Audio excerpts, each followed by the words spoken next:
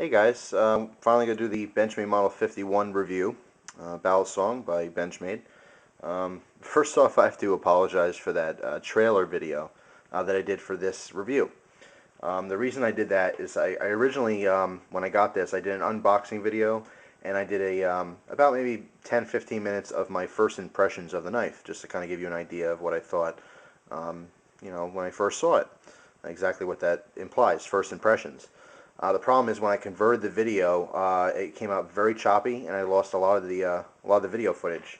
I have no idea why. I don't know what went wrong, but what I decided to do was use what I did have to make a little bit of a trailer. I thought it was kind of funny and ironic that there would be a trailer or a preview for an upcoming video on YouTube. I just thought that was just kind of funny. So I have to apologize for it. It was kind of stupid.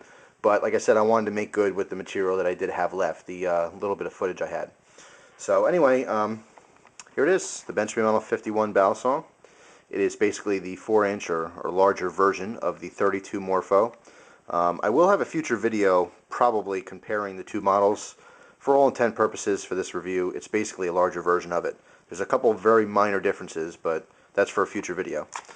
So first, you obviously get it. It's a blue class Benchmade, so you get it in the blue box. You're going to get it in this little pouch here. It comes in the pouch in plastic.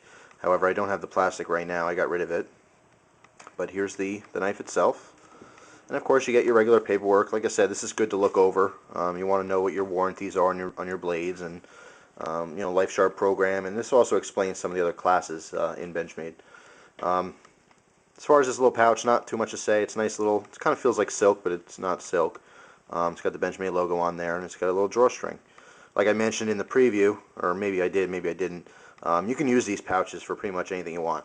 I don't necessarily store, I mean, if you're a collector, yeah, you might want to store it in the pouch and, put it on display or something, who knows. But I actually take these pouches and I use these for all kinds of stuff. I've put change in them in the past. I've used these for sunglass holders. Do whatever you want with them. Most people don't actually use this. I did like it when Benchmade used to do the sheath with the Balisong, like the 42 came with a sheath. They did a couple other models over the years. It'd be cool if they gave you both. They gave you the pouch and the sheath, but it's asking kind of a lot, I guess. You can, of course, buy a sheath separate if you wanted that. And I actually just noticed not too long ago they have a new sheath style on their website. Just go to www.benchmade.com. You can check out all their different knives, but they do have a new sheath that fits this 51. I just don't have it. So here's the knife itself. Obviously, it's a Balisong, and again, it's just basically a large version of the Model 32 Morpho. It's got a spring latch, same exact style as the Morpho. It doesn't stay straight like on the 42. It loosely flops around. The way this mechanism works, if you look here, there's a little bit of a kind of like a cup. The base of this pin right here, right there, that's moving, it's kind of like a C. It's like this. Okay, and as it rotates, there's a pin that goes through the frame. Get good lighting here. See that pin? The cup comes around and actually pushes down on the liners. Okay, and that's what gives you your spring action. Okay, so when you squeeze the handles together, it releases that pressure and shoots open, shoots this way. So that's how that works. Exactly the same thing as the 32. In fact, most of this review is going to be very similar to the 32 because it's basically the same knife, just larger. Let me give you a couple specs here to start off with, just for the guys that do happen to like the specs. I go through the motions because some people like to hear actual physical numbers. The blade on this is 4.25 inches long. It's a D2 tool steel. Very nice blade shape here. Benchmade calls this the Crown Modified Spear Point blade. That's the shape of the blade. This blade appears to be flat ground as opposed to a hollow ground or something else. It is a traditional V grind on the edge, so you do have your relief cut on both sides. Traditional, same thing as the 42, although that shape is differently. Some people like the shape, some people don't. Anyway, I'm kind of jumping ahead a little bit. I want to get the specs out first. 4.25 inch blade, closed it's 5.1 inches long, and the overall length open is 9.35 inches. The weight is 3.3 ounces, which is lighter than the Benchmade. I mean, excuse me, it is lighter than the Model 42 and the other 4X series knives. I say 4X because they're all, different models. The 43 was a Bowie style blade, the 46 was a spear point, 47 was a Tanto or Tanto blade, and so on. There's a lot of them, but I'm referring to basically the 4-inch blade with the titanium handles, the solid titanium handles. This knife here has G10 handle scales, and the liners are blued titanium. They're anodized blue. Okay, you also have a pocket clip on here that's anodized blue as well. Has the Benchmade logo on there. If I can get this to focus right with the light.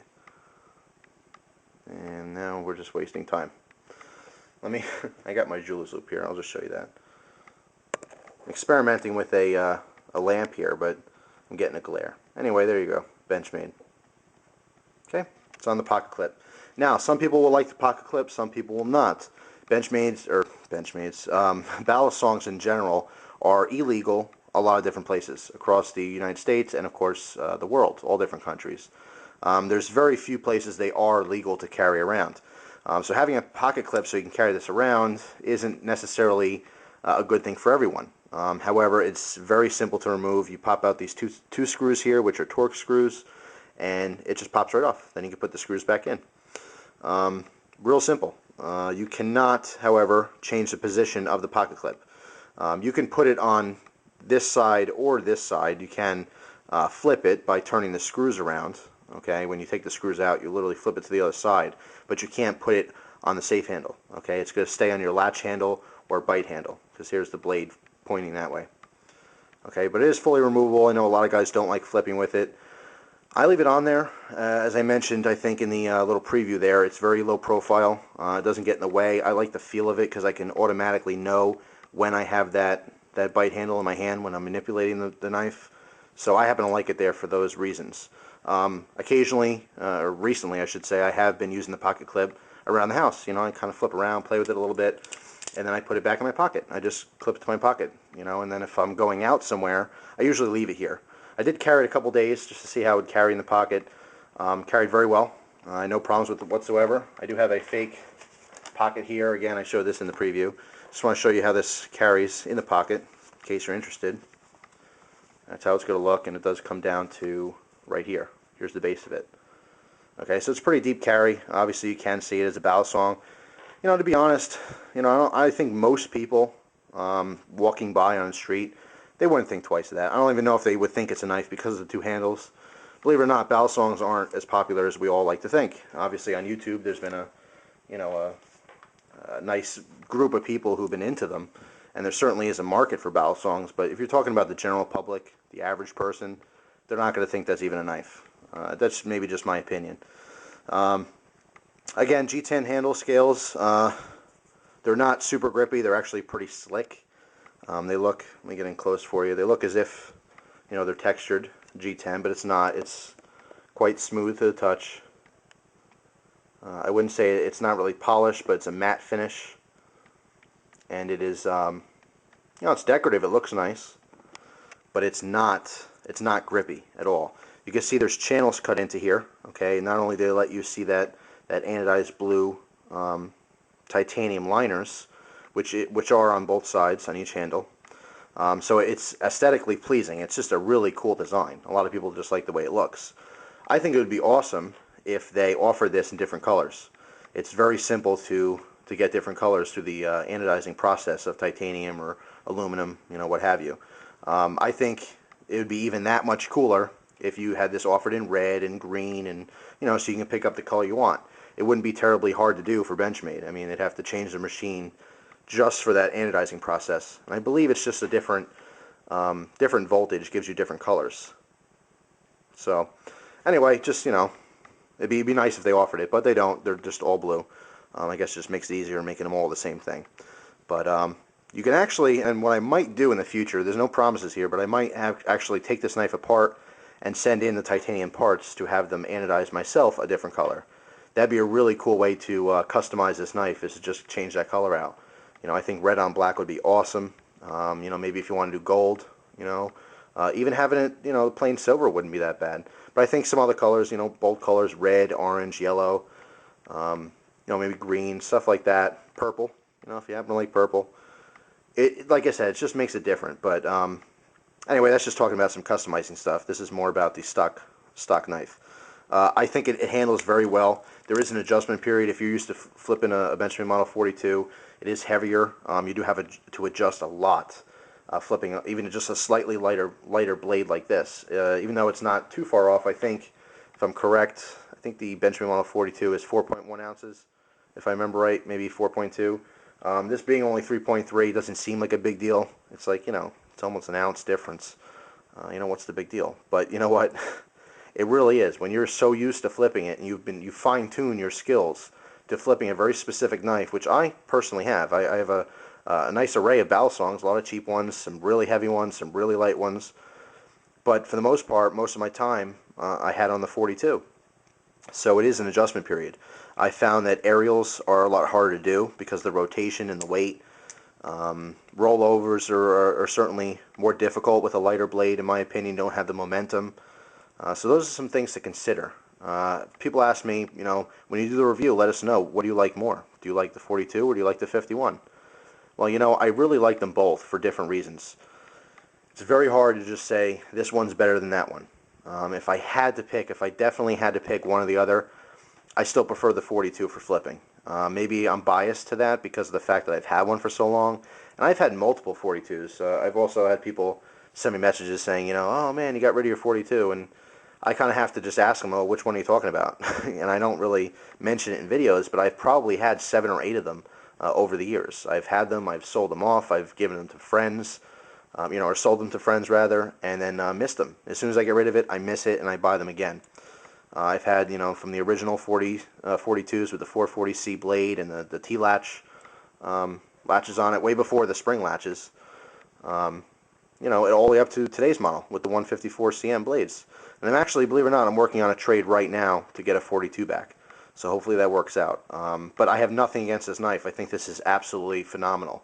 I definitely love the design. I like the way it looks. I do like the way it handles. I don't think it's too light. I just think that if you're going to flip this, you have to kind of stick with this to get good with it. And that kind of goes for any Balisong. If you like a really heavy Balisong, you're not going to be really good with light ones, and vice versa. So as far as performance, it is an outstanding blade. Really good fine attention to detail. Something as simple as having the spine here rounded. I don't know if I can show you this if I come in close, but it's literally just rounded off. It's tapered. And it's going to be hard to see there, but it's really smooth to the touch. I just really like it. If you actually use your blades to cut stuff, when you choke up on this, it just feels so good. And it's the same as the Sebenza, and actually the 32. It's no different. The 32, besides the Chris Reeve Sebenza, which is one of my all-time favorite semi-production folders, the little brother to this 51, the Model 32 Morpho, had the same thing, the rounded spine, and I love it. I wish every knife I had it on there. It's such a simple thing. It's such a stupid little thing. Just taper the back of the spine. But for me, I don't know, it just feels classy. There's not a whole lot of knives to have that. It's something really small and simple, but I really like it. Again, just attention to detail. You will notice there's no tang pins on here. It's the same design as the 32, where instead of having tang pins, that the handles, you'd have tang cups on the inside here, and the tang pins and the cups from the handles would match up, and that prevented the handles from coming all the way together. You need a little bit of a gap, not only for grip, but more so for the latch, okay, to lock properly. When you'll find that your cheapo knives, they'll dig into right here. I mean, if you have a cheapo Balisong, real, I shouldn't say cheap, I would say more affordable Balisong. If you look in your handles right here, you'll see that it's indented. It pushes in because usually the metals are very soft. They're not tempered or hardened, or not tempered. Just they're not hardened steel. It's very soft. Sometimes the aluminum handles. Aluminum is very popular for more affordable Balisongs, and it digs in. You look there, you'll see the damage. With this, there's a different design. I don't necessarily think it's better or worse than the 42 having tang pins because you have a quality handle material, so it's not an issue. It never really loosens up on you. The first thing that happens with cheaper Balisongs is that the latch gets loose. With quality Balisongs like this, any models from Benchmade as well as many other companies such as Spyderco and Dalton had made a run of Balisongs. They're all high quality and they use high standards and they use good materials, so you don't have that problem. But anyway, the difference without having tang cups here, if you look at the tang itself, has a little bit of a point. Okay, it's not literally pointed, but it tapers up, flattens out, and then tapers back down. And I know you could probably see that there, but let me get in close and show you this. Okay, the reason that has that design there is that when this comes around, you can see these two screws here. They have a pin that goes across, okay, on both sides. It's right here and right here. And those match up or line up with the end of that tang. Okay, so what happens is this piece right here, the sides, touch that little pin. Okay, it prevents the handle from extending past that point. Okay, you can hear it hitting it. Okay, so that again gives you your little gap. It ensures that you have to push the handles together a little bit more to create the pressure to keep that latch closed. Okay, so the latch will not loosen up. Also, something to note on this is that when you unlatch the knife, when it's locked open like this, when you squeeze to unlatch, it will not automatically shoot out. Okay, that's because if you look here, when you latch it closed, remember that design, you're putting the pressure down, okay, on the liners, which is going to make that spring open. When you go the opposite way, it just kind of clicks in place. Okay, so the one way you have to push down, push pressure, or put pressure on it. The other way, it just kind of clicks, and you could probably hear that if I don't talk. It just kind of clicks there. Okay, so when this is locked closed, when you squeeze it, it'll spring open. When it's locked open, okay, when you squeeze it, it's not going to spring off. This is done on purpose. When this knife is locked open, you have to assume that you're using it. That's why it's locked open. You're using it. If you were to put any pressure on this, and obviously when you're using your knife and cutting hard, you would squeeze a little bit, they don't want that latch to come undone. Okay, it's there on purpose. So you can squeeze this all you want. When you let go, it's still latched open, or locked in the open position. Okay, so that's a design feature that's done on purpose. It just kind of clicks in place and sits there. But it's very easy if you wanted to. You just push forward and it'll pop off. And of course you can close your knife and lock it closed when you're done using it. Overall, it's a fantastic knife. I really like the design. Again, just the cutouts here on the spacers, because this is a sandwich design Balisong, sandwich construction, if I didn't already mention that. Basically each handle is comprised of two separate parts, okay, two handle slabs, and you have a spacer here on the bottom, which again is decorative here. It extends on the top portion here, and the bottom is kind of recessed into the liners a little bit. Maybe hard to see. Let me get you in close to show you that. Okay, I'm starting off here, and I'll go back to show you this. The front part of it is recessed or under that line, and as I go over, you'll see it raises up. Okay, so easily seen there. So you do have grip towards the top here. Again, when you're actually using the knife, you would happen to, if you need to grip it, you have that. It is extended here. Really, it's basically for when you're closing the latch. Okay, if you want to use this one-handed, you have the grip here, so you don't slip off. You can close that latch one-handed. When the knife is open, you'll see that those spacers aren't exposed at all. Okay, so it doesn't enhance your grip in using the knife at all. There's no kind of jimping or anything like that when the knife's open. It's not really an issue. I've talked about that in the past. If you were to use this knife, I would say probably 99% of the people watching this review are not going to use their Balisongs. They have them because they think they're cool, they like to flip them, they like the hobby. It's just a fun knife, and there's nothing wrong with that. But I really would encourage, if you have these knives and you don't mind, getting a little use out of them, they are great performing blades. The D2 blade steel will perform. I've talked to D2 in the past. There's been a lot of really good people here on YouTube who've talked about D2 blade steel. It's a really good performing steel, and these knives come very sharp. They can be used. They're not just decorative knives. A high quality Balisong is a great knife to actually break out and use daily. If you can legally where you are, I would highly recommend it. And I use this knife all the time now around the house since I got it. Simply opening boxes of new knives to a little bit in the kitchen. I used it just the other day to cut up some cheese. I actually had a block of cheese. I ran out of cut cheese for cold cuts for a sandwich, so I had a piece of cheddar, and I cut thin little pieces so I can put it on a sandwich. So it's a versatile blade. As far as the blade style, the modified spear point, again, Benchmade calls that the Crown modified spear point. People either like it or hate it. I happen to like it. I think it's really cool. As far as the tip, I found that this is just a little bit pointier than the 42 because of the Weehawk style blade. You just get a little bit more penetration from that tip. Again, spear point blades in general will offer a little bit more penetration. Of course, you have your regular markings on the tang here. Bring in close and show you that. D2, you have your patent number for this model, and Benchmade USA. On the flip side, we have our Benchmade logo, and 51 underneath it. So, that's it. There's not too much else to talk about. I want to give you a little bit of a demonstration here, some cutting tests. I kind of show a slow motion cut of paper in my little trailer or preview of this knife. So it is very sharp. It does come razor sharp. I've been using this, like I said, I've been using this around the house, actually cutting stuff with it. So far, I do like the satin finish on here. It has not shown too many scratches, just very, very small hairline scratches, just from cutting some plastic I did before. But anyway, just give you a quick little demo. Some regular paper here. Like I said, it does come very sharp. Nice, perfect, clean cuts on this. I have some plastic. Sorry about that, guys. I thought I was still filming. I just cut up a bunch of these plastic straps. I get these at work. This is what is wrapped around bundles of newspapers and magazines and catalogs. Just kind of keeps them together before we sort them. And tough stuff, it's just clear plastic. Like I said, I just cut a bunch up here. Let me get another cut for you real quick, and then we'll move on to the other ones I have here.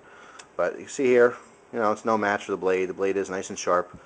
I also have this yellow kind, a little bit tougher, the yellow than the clear, a little bit textured on there. Some of you guys who work in warehouses are, you're used to this stuff, probably use it all day long.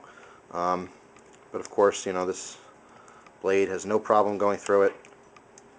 I can cut this stuff all day long. One thing you don't normally see is doing work with the tip. A lot of times I'll put it all the way down here and I'll cut with the base of the blade, but let's see some tip work here just to show you that this tip is also very sharp. Goes right through it like it's nothing. Even when resharpening your blade, a lot of guys focus down here on the belly, or the belly up here and the base of the blade, because that's kind of where you're starting, and you roll off and you don't really focus on the tip, but the tip is just as important. So again, let's try a little cutting demo with the tip there. So as you can see, nice and sharp. Alright, what else? I'm going to break out a piece of seatbelt. I forgot I had this. I was actually just going through my drawers, and one of my viewers sent this to me a long time ago. A bunch of seatbelt material, so I can practice cutting some seatbelts with some survival knives and rescue type tools. So I have seatbelt material, obviously very, very tough stuff to cut. Let's do a demonstration with that. This full 4-inch blade should have no problem, but let's check it out. Start at the base and zip right through. So nice and sharp. Let's do another one. Starting at the base here, I'm canting it, okay, to start it here, and it should zip right through. Let me give you a different angle here. There you go. Again, you're having a full 4-inch blade there, or just over a 4-inch blade, 4 1/4 inch. Gives you a lot of room to work with. So one clean slice through the seatbelt. So you can see here, all this stuff cut up. Obviously, it's a sharp blade. I think I've proved that point. When you're flipping, if you do decide to flip with a live blade or sharp blade like this, it's very important that it is very sharp. If you're going to flip with a sharp blade, it might as well be extremely sharp, so that what happens is when you do get cut, because eventually you will, we all do, even the best of us, it's going to be a nice clean cut. It's kind of hard to explain. I know it sounds stupid. It's safer the sharper it is, but it's true. If you have a semi-sharp knife, or I should say semi-dull knife, it's going to tear the skin when it hits. It's going to rip it open. It's going to be a nasty cut. When you have a nice sharp blade, you don't even know you're cut until you start bleeding. And a lot of you guys can attest to that. You've been flipping around, all of a sudden you see blood, and you go, hey, well, I guess I cut myself, and you have to go find it. It doesn't even hurt that much when it's real thin like that. And it will heal very fast. If you get a cut from a very sharp blade, it's not going to hurt as much. It's going to heal a lot quicker. So therefore, it is really just a safer way to flip. Now, if you don't want to get cut at all, obviously you want to buy a trainer blade or tape it up. If you do decide to tape it up, I suggest either masking tape or painter's tape, simply because of the fact it doesn't leave glue or a mess when you want to take it off. You know, eventually, if you do take it off, it's not going to be all sticky and nasty.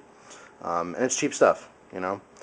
So that's it. Also, remember, if you tape your blade, tape your tip, because I stab myself, you know, just as much as I slice myself. I get poked with that tip trying new aerials and all kinds of stuff.